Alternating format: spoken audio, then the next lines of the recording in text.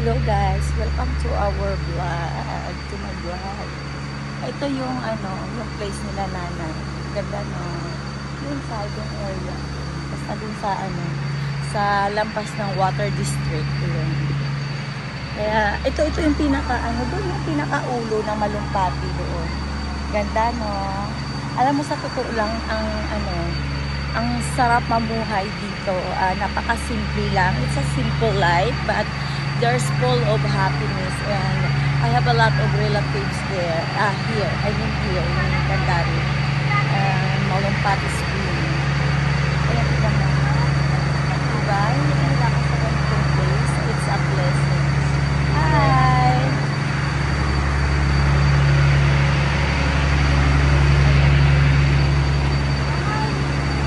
Ayan yung way going to.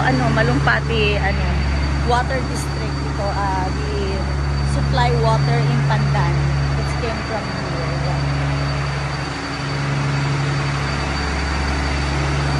Alam mo guys, sa totoo lang ang ginagawa namin noon, nung high school ako, pupunta kami dito kasama ko yung brother ko, yung eldest brother ko, yung sinundan ko, yung matanda siya sa akin ng ilang years. Sila Jungjong, sila Grace, Lori Lee, mga cousins group. Yeah. Dito ako madalas sa Malumpati nagsiswimming. I don't know how to swim. Honestly, I don't know how to swim. Muntik lang din ako malunod. Madalas ako muntik-muntikan ng malunod.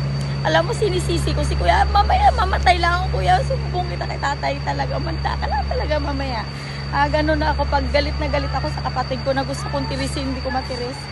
Sabi niya kasi akala ko marunong ka maglangoy. Oo kuya, sabi ko ganun, puro ka akala kuya, nakainom na ako ng tubig na madumi.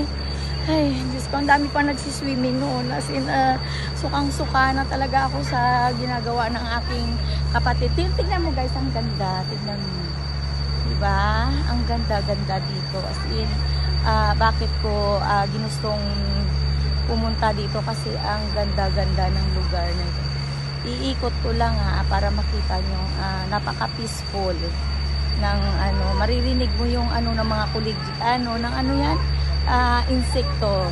Yeah, parang ganyan yung nasa tenga ko guys na I feel sleepy. Ayun. Ang gaganda. Hi!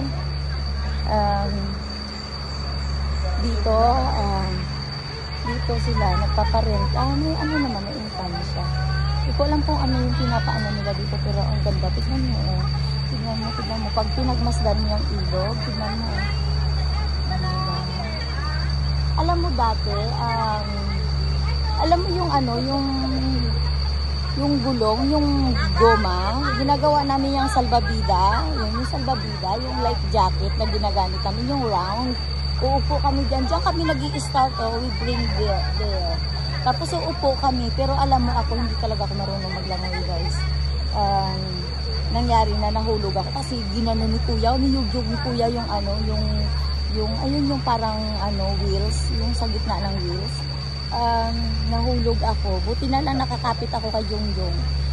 Nakainom ako ng tubig dahil sa kainuan ng aking kapatid. Pero kinabahan din siya. Dahil lagot siya kay tatay. Tugok siya talaga. Ayun. Siya lang. Hi! Ang daming mga dito. Mga magaganda at mga diba? Saglit lang ako magchichika-chika lang. Bye!